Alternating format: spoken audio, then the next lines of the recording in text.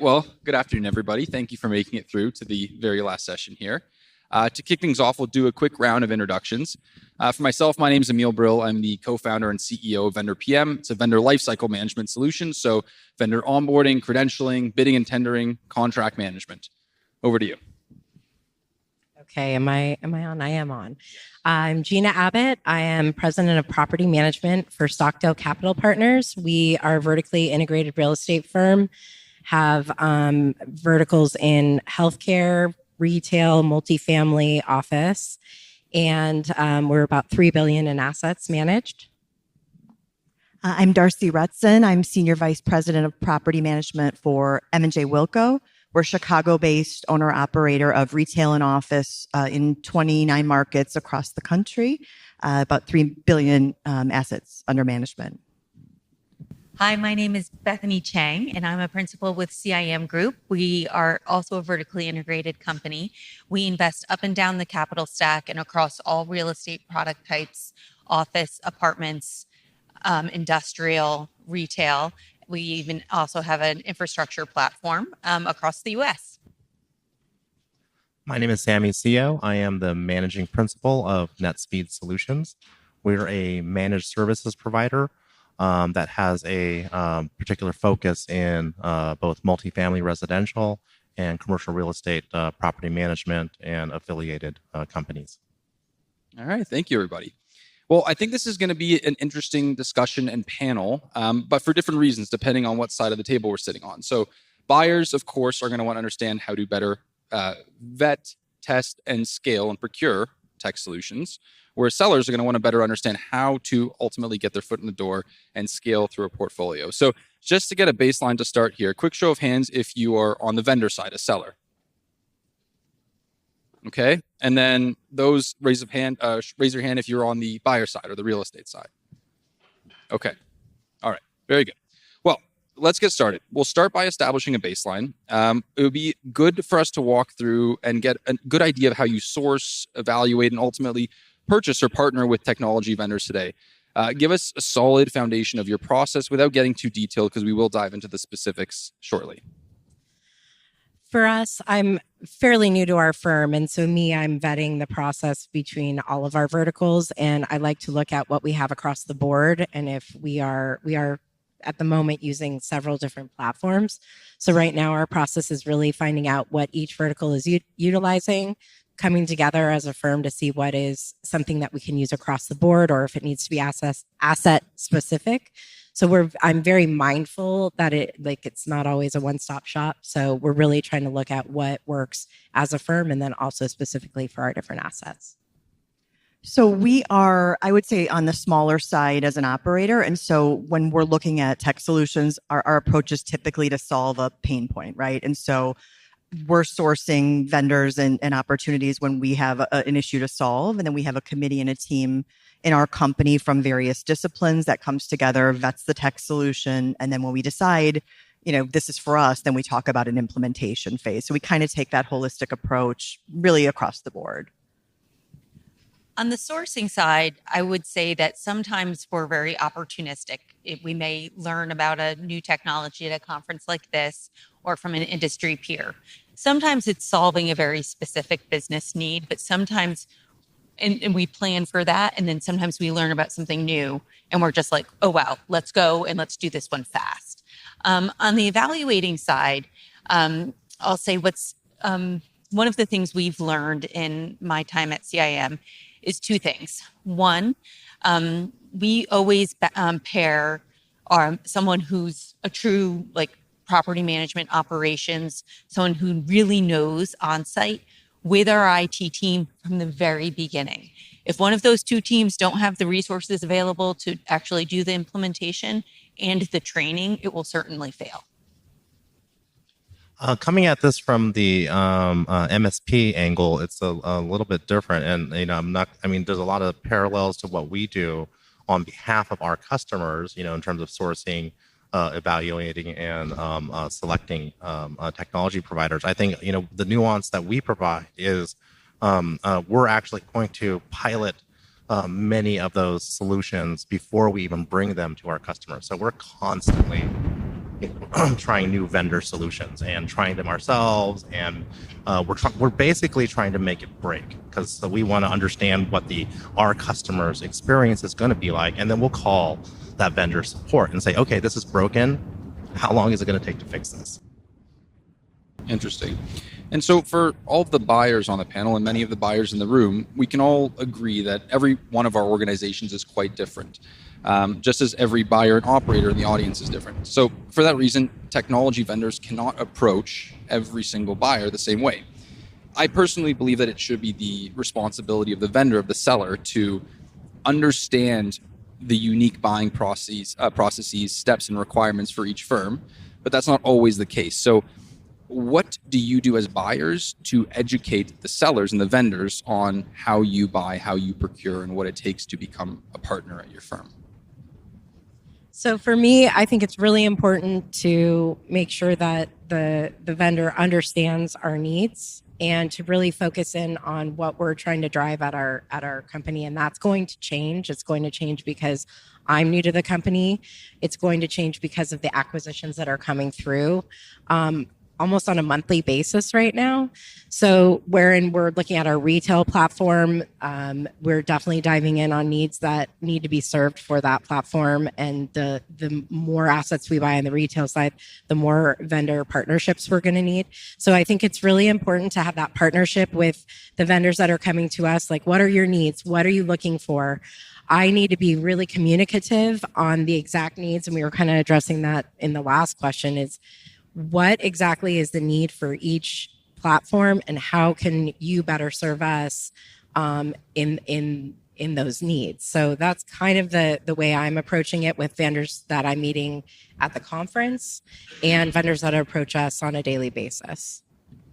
I think my answer is similar. You know, when we're making these decisions to purchase technology and add to our tech stack, we don't take it lightly. It's there are considerable costs and resources associated with it. So I'm trying to educate that vendor on, what our long-term needs are, but I also want to make sure they're a partner.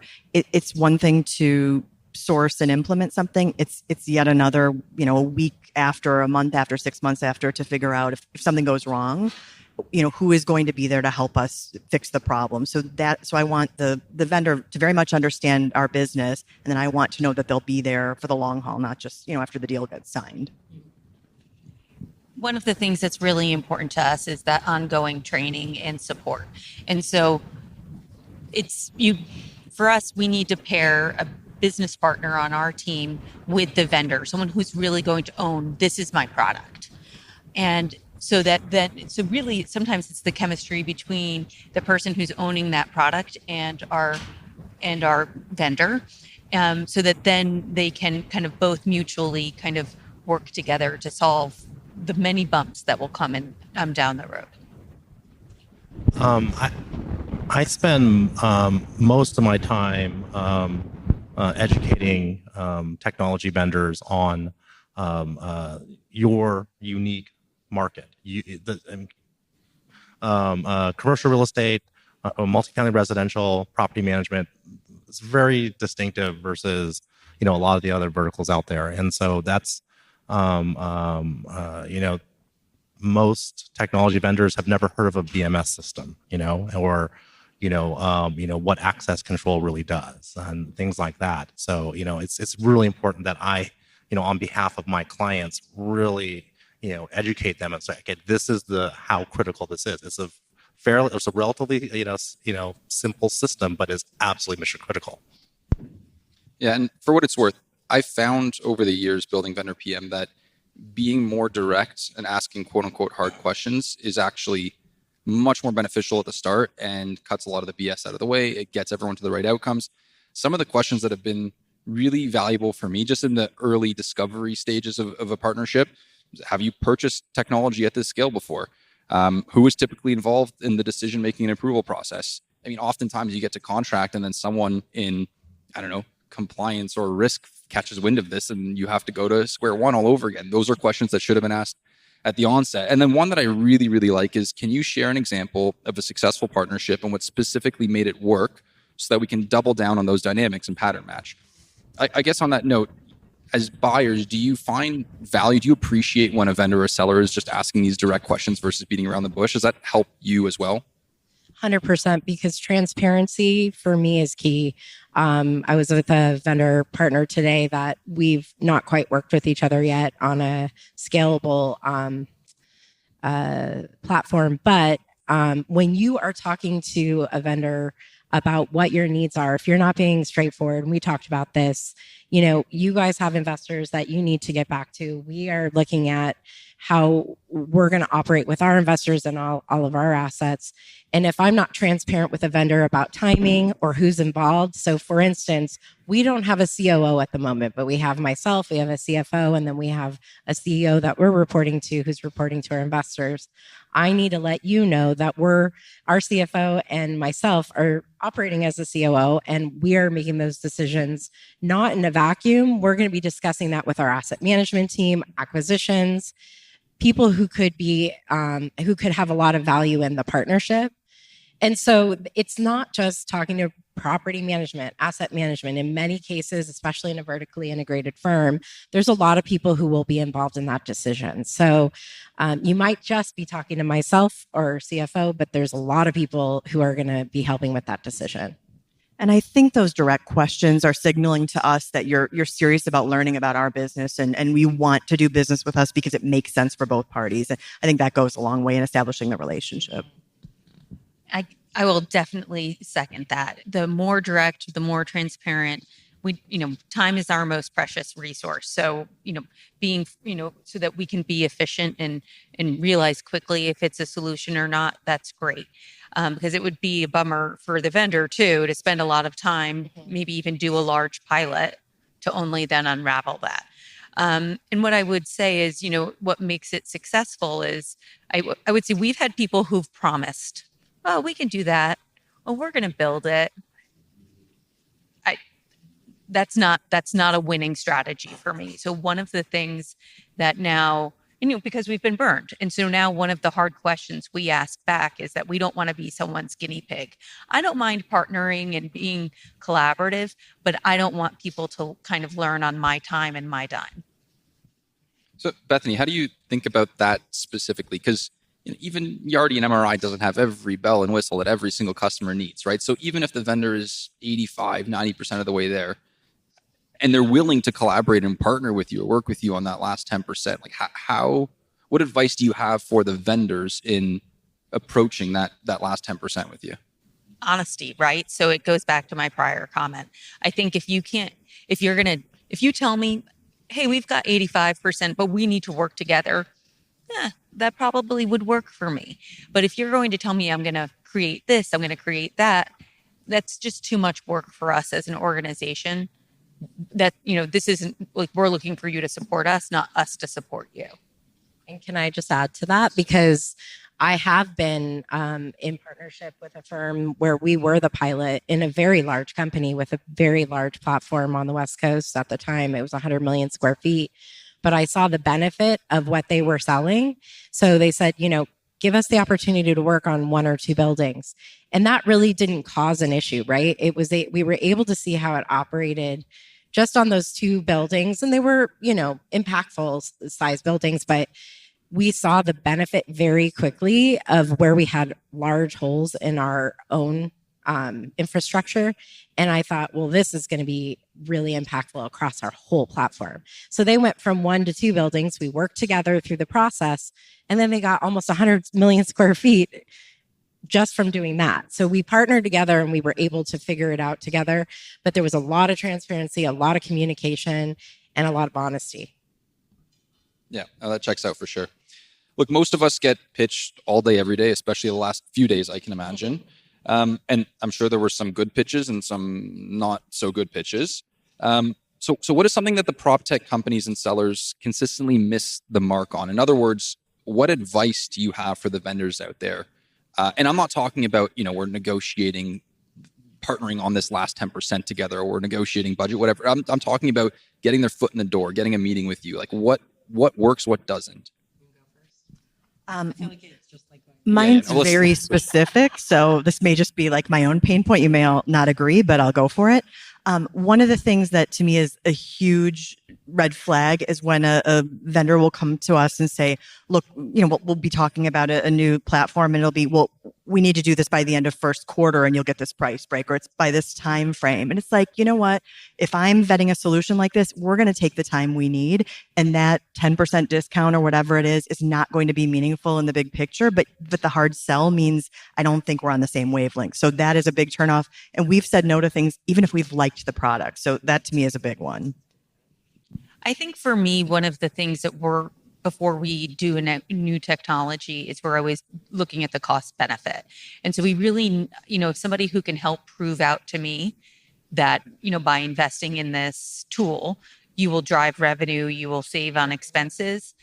That really helps us, and make it believable, right? And so that's one of the things I really need to understand before I even launch a pilot. Yeah, that's exactly what I was going to say. I try to coach vendors because I've done my due diligence, on behalf of, clients like you. And I think I like to believe I've done a pretty good job of pre-vetting 2, 3, 4 vendors before I bring them to my clients because, it's my reputation on the line, and I'm coaching them. And I'm always telling them it's not features, it's results. There's only 2 things, like you said, you care about. It's like, is it going to save me time or make me more money? I don't care if it's 100 gigs or 50 gigs.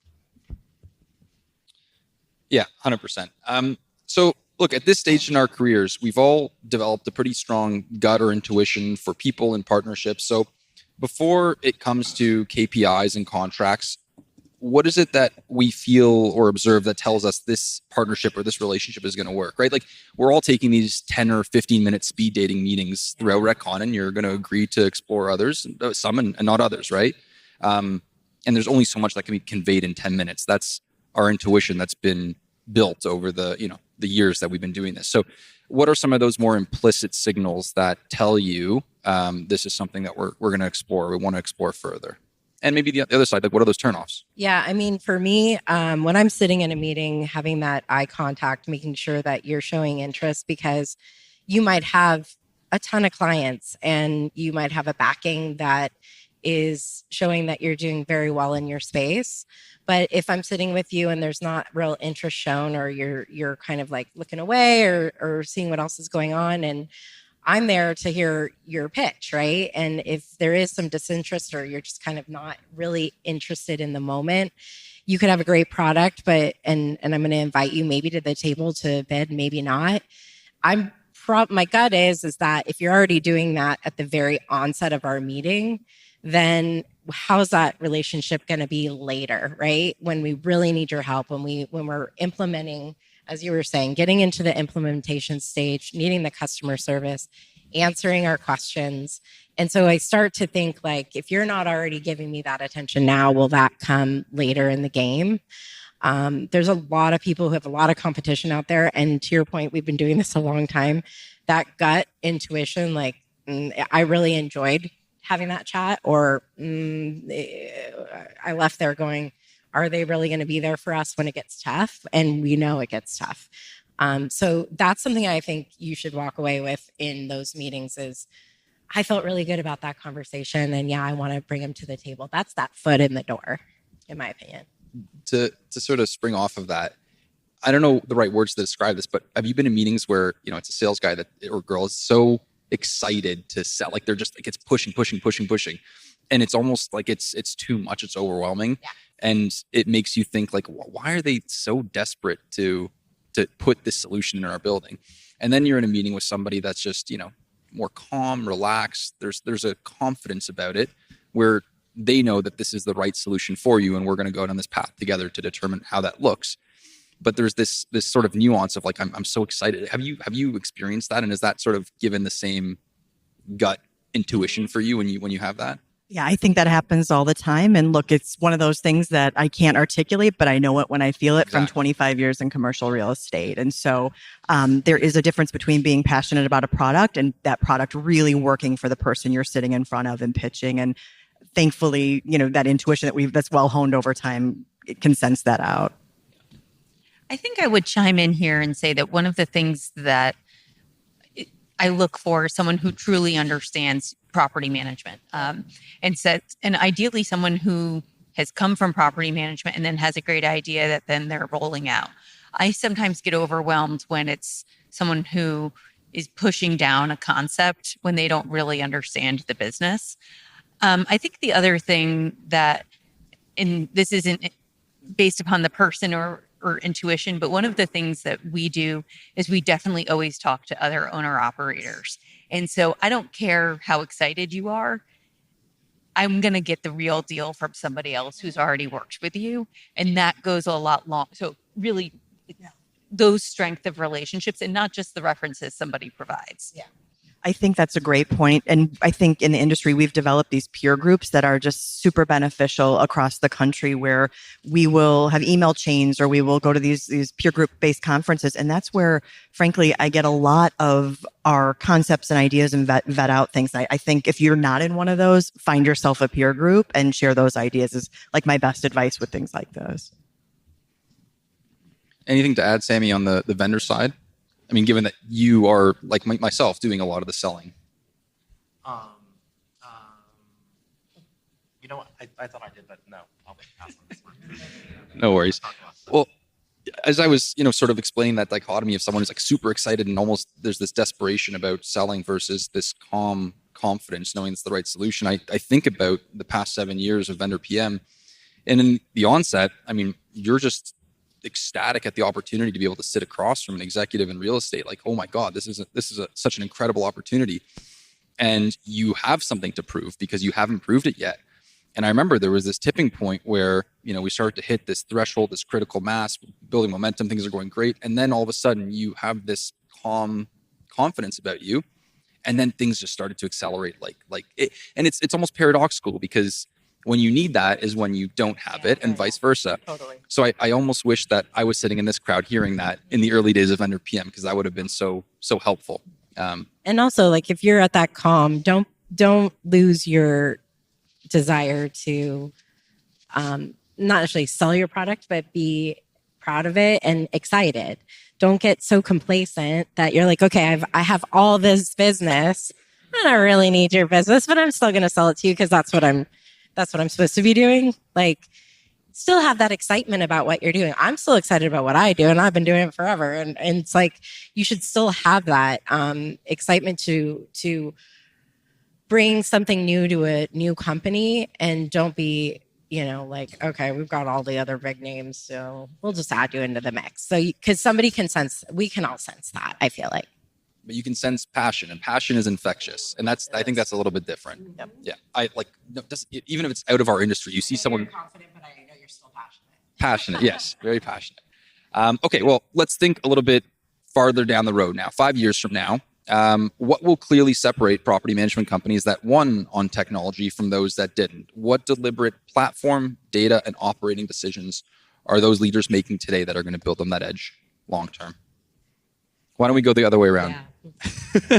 Sammy, do you want to start? Yeah, I'll start. And my answer changed a little bit after coming to the conference and hearing some of the really great speakers. And I really feel the having a very strong AI strategy is absolutely crucial. It may be the most crucial thing, and being able to articulate that and take that from a strategy document into how you're executing that operationally. That's it's one of those moments in in technology history where it's like the beginning of the internet, and times 10. That's because I still remember the beginning of the internet. So and I think just getting down to kind of the details of that strategy, it can't, and I'm again reflecting on a lot of the things I've heard this week, is it can't be siloed products. They all need to be able to talk to each other and work together. I'm talking about these digital agents as if they're people, but yeah, they're going to have to work together like a team, and then also be able to handed off, to the real humans. So that's what I think. It's hard for me to look 5 years in the future. Our company is buying and selling properties so quickly, and because we're diversified across all real estate product types, it makes it difficult to have a long-term plan. That said, I would say, Sammy touched on it, something that any product really needs to be needs to really work well with our existing tech stack. And so if it doesn't seamlessly integrate, it won't be able, having a standalone little product really doesn't work. And so I think especially as we're leveraging, AI tools for, more data aggregation, it needs to, that seamless integration is absolutely critical.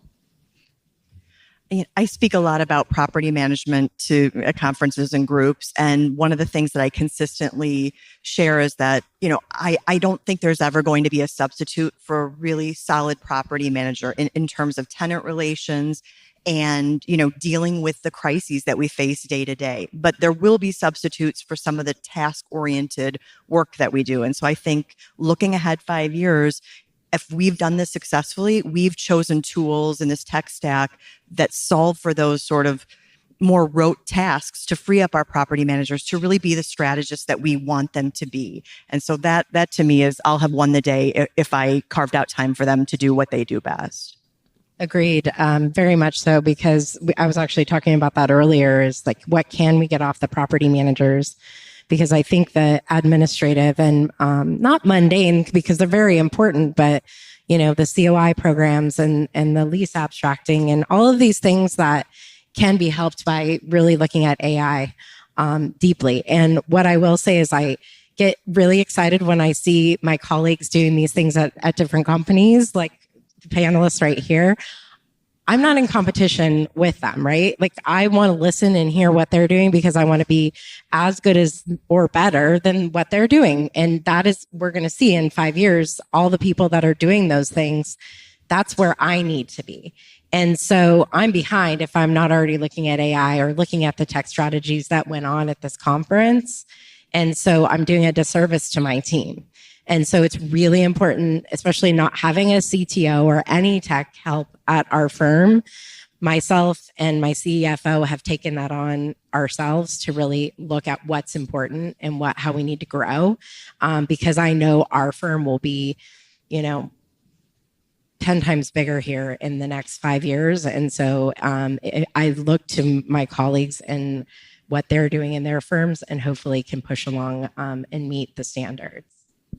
Okay, that is helpful. On that note, I think about coming to these conferences over the years, and one year it was all SaaS solutions, and then the next year you showed up and everything is .ai, right? And some of those are true AI forward solutions, and some of them are AI adjacent, and there's a lot of marketing wrapped up in them. But when it comes to how you're evaluating solutions, I mean, every company is an AI company today, as you walk the exhibit floor.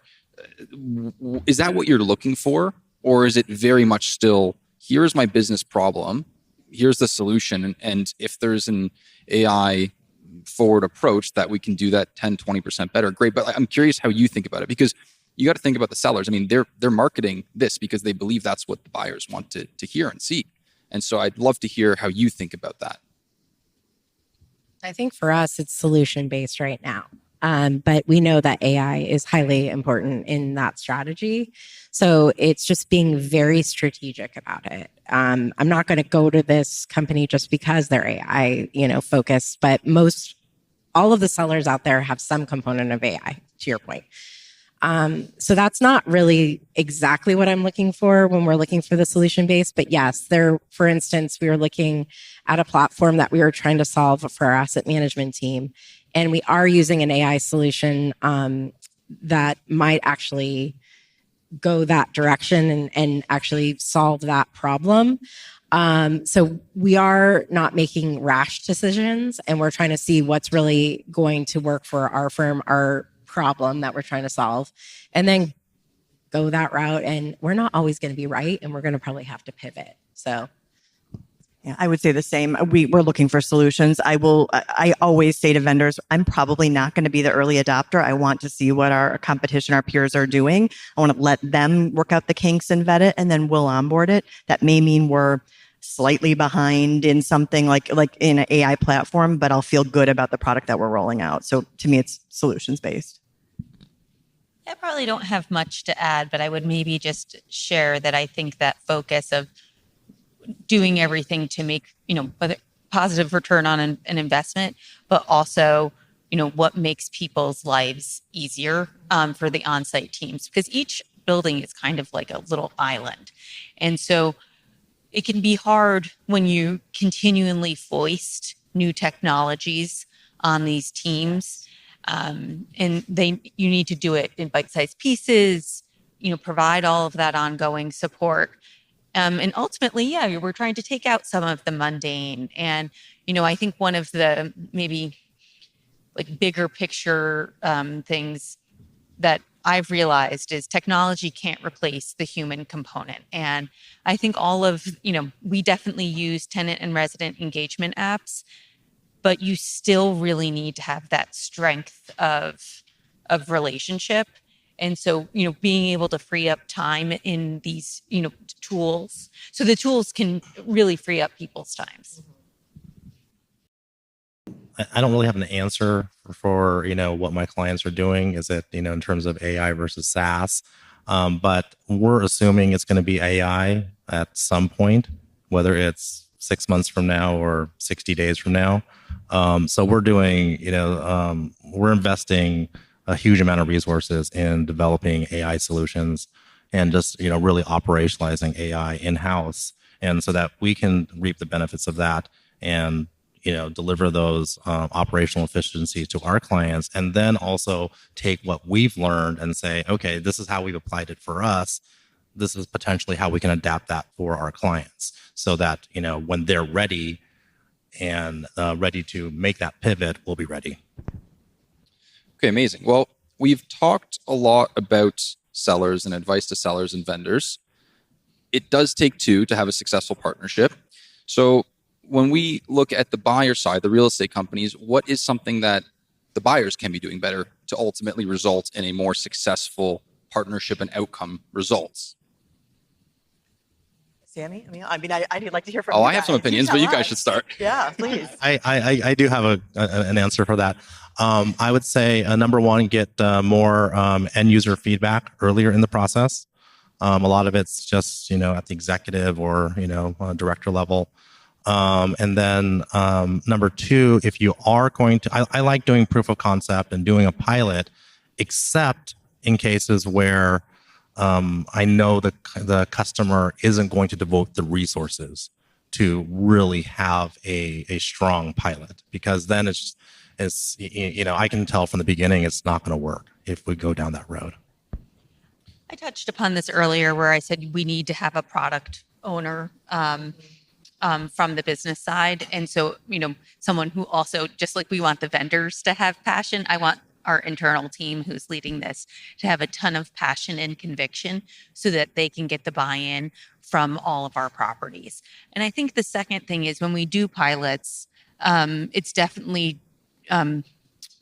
different property types. So we have Class A, we also have workforce housing on the multifamily side. So I don't want one tool for my luxury properties and one for, I want one tool. And so I'm going to want to try out the pilot. We're pretty careful. Like we'll do, call it 5 properties of varying different geographies and types and people, right? Because some property managers, they're all in, like, let's try this new thing. Other people are kind of like, I'm set in my ways. I know how to do this. Like, get out of my way.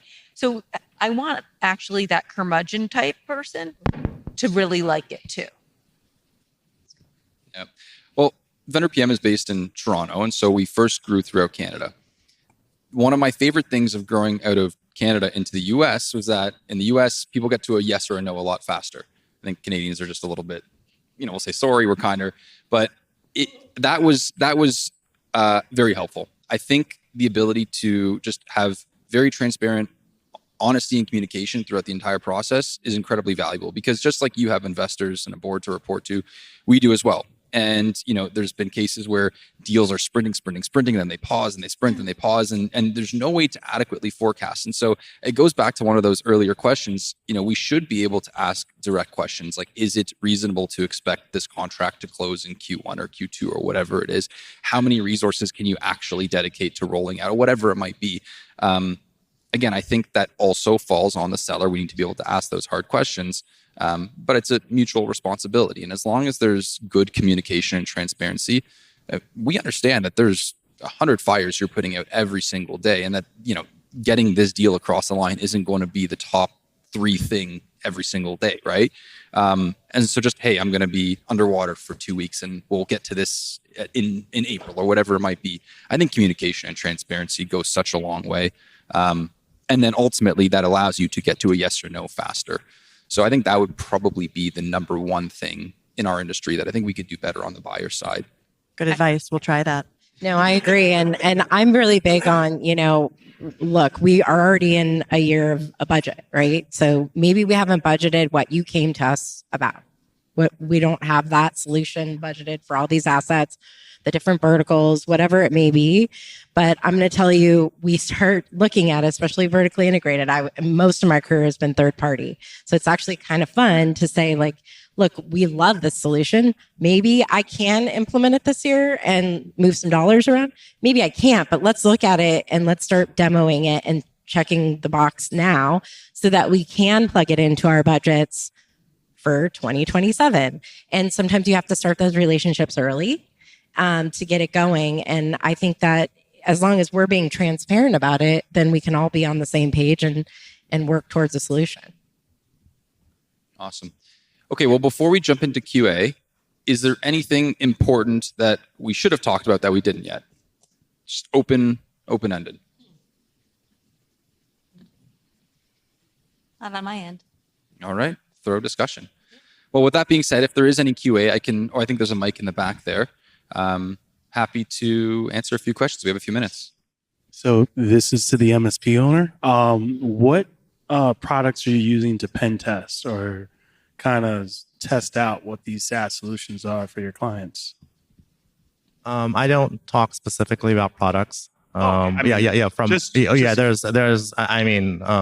several industry standard ones, and it's going to be based on the customer need. But if you have a pen test solution, I'd be happy to talk. Oh, to you. no, I don't. No, I just think Yeah. I think as this industry grows as prop tech, that the people you sell to should be able to test the product on their own without being Right. a CTO or anything like that. Yeah. We do a lot of pen testing, and I think there's a wide range of pen testing. And in order to do really good pen testing, it's very hard and expensive. It's pricey. Yeah. Yeah. So, there's some kind of, middle ground products out there now that we're working with too. Got it. And I guess one more question. So I know you guys said you guys don't have CTOs. Do you think it's time to change and add that extra executive that understands your foundation and vision? So look, our company is 10 years old, but we've grown first fund to 50. Then we got to our next fund. And as we are adding people on the team, our CEO, managing partner, is being really strategic about it, adding on the acquisition investment side, but also on the C-suite. And so he understands there's a need, but we also have to be strategic in order to get these investors. We're getting the capital guys in. And so we understand the importance of it, because actually I was just going to say, you all on the seller side know way more than I do about all the prop tech. Prop tech scared me forever. But thankfully I had a lot of help in my prior company to help me understand a lot about the different prop tech. Yes, it is very much a need to get those people in to help us grow and strategize across our whole portfolio, because multifamily doesn't need what retail doesn't need, what office doesn't need. So I find it very important to have that person that can help us strategize. In the interim, the people selling are really important to me because they help me understand the needs out there.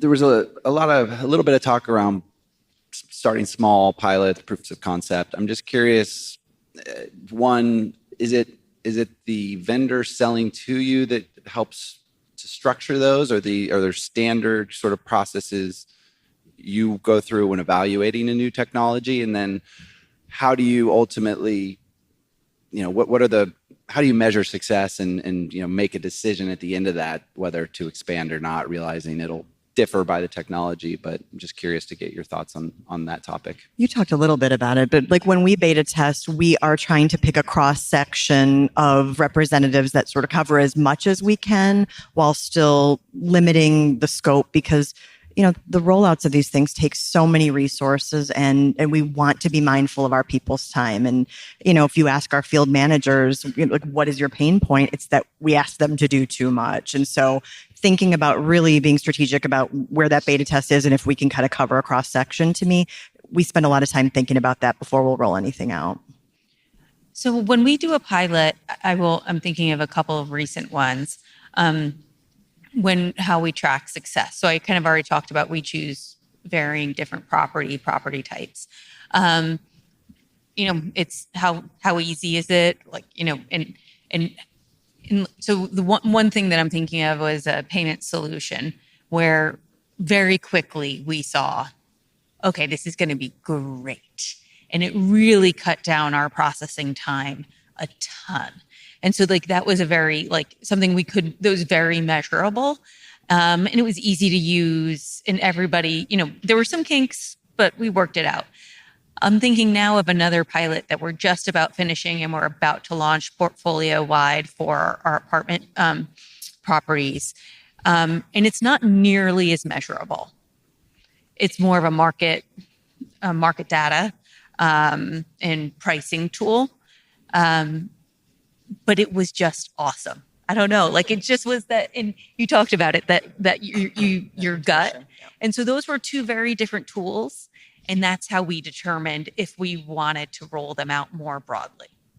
I would say too, the vendor participation is really important because, to your point, our managers have a lot of things on them, but there are some that are excited to pilot for different reasons, right? They might have a passion about a certain technology, but you guys, again, are the experts in whatever we're piloting. And so we need you to have a format, how we are going to pilot. And that's how the COI program that I piloted was so successful, because they came in with a process and said, okay, this is what we need. These are the things we need to fully pilot.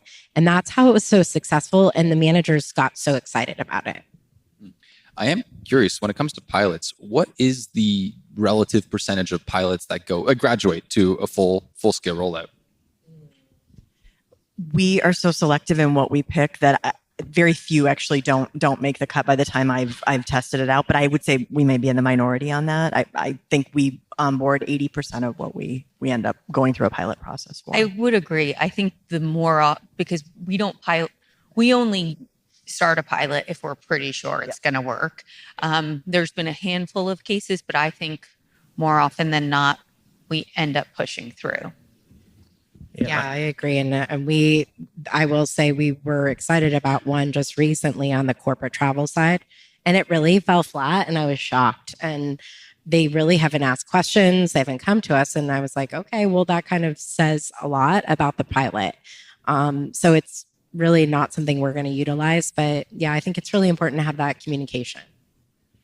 All right, we have time for one more question, but this is our last session of the day. So if you would like to stay and chat, you are free to do so. Thank you. So my question is, when you're evaluating doing a pilot or a proof of concept with a newer startup company or a company that hasn't been around for very long, how do you navigate answering and then receiving, or asking and then receiving the answers to questions about the financial health and backing and funding stage of companies that may not want to share that information with you? And I only ask that because I'm going through an experience where a startup is restructuring, and we probably could have done a better job of getting the information, and it's unfortunate, but I don't want to go through that again. I would go back to my comment earlier that I'm probably not the early adopter. So I'm waiting for you to go through that process first. I second that. It's, we, in my prior firm, we had I don't remember what his title was, but he basically vetted any of the newer prop tech, especially startups, because they were looking for investors and our company would invest. So I would say I wouldn't put that on an operational squad. I would put that to somebody that's really, done it himself or herself in another capacity and can help you do that. But a lot of times that's a really big firm that has those people. I don't have that. Yeah, we do rely upon our technology team. We have a really strong IT support and partnership. And so since they're very familiar with way more familiar than I am with like the startup and the tech and all of that, we do ask them for their support. And similar to Gina, we also sometimes do invest in the different arm of our company in prop tech. And so if it is a startup, they'll come and tell us, hey, have you seen this one? And then sometimes when we hear about a cool new startup, we'll tell them about it. And so that partnership is actually very helpful. And they'll literally invest in that company, but we wouldn't even use that technology. They'd go and market it somewhere else. So good luck. All right. Well, on that note, a round of applause, please, for our incredible panel. Thank you so much for all of your insights.